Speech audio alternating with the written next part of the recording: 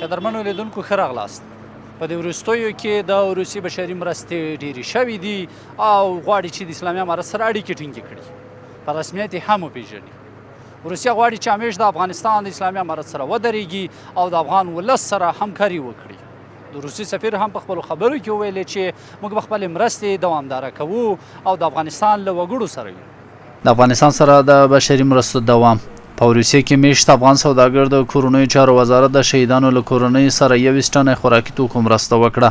په دې مرسته کې چې وړاو غړي شامل دي. د پنجشنبې په ورځ د کابل نړیوال هوایي ډګر کې د روسي سفیر دیمیتریدوف ژینوف په حضور کې د کورنیو چارو وزارت د معینې ارشد د تامیناتو مدیر مولوي ګلاب مصطفی او مل پلاوي ته وسپارله. په کابل کې روسي سفیر وایي چې د افغانستان د خلکو سره بشري مرستې روانې وساتي. Наша страна всегда оказывала и оказывает очень большую помощь афганскому народу, дружественному нам афганскому народу.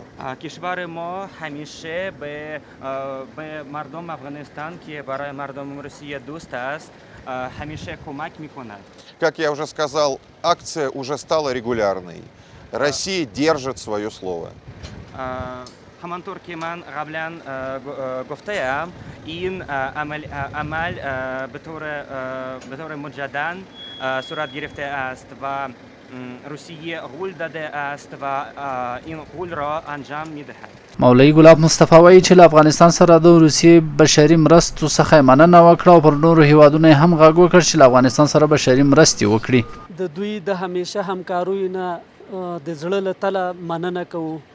الله دې دوی ته پوره اجرونه ورته ورکړي او ثانیاً د ملي تجارانو نه همدارنګه د هیوادونو نه هغه هیوادونه چې اسلامي امارت سره خواخوږي او همکاري لري د هغو نه خواست کوو چې راسي په افغانستان کې حیاتي پروژې پلي کړي او دلته حیاتي کارونو ته لار هغه کې خلاصه کړي. اسلامي امارت د دوی د امنیت د دوی د تامین په برخه کې پوره همکاري او ډاډ ورته ورکوو. پنځم ځل دی چې په روسیې کې میشت افغان سوداګر فیروز خان رڼا د هوایي الوتنې له لارې د شهیدانو له کورنیو سره د خوراکي توکو مرسته کوي.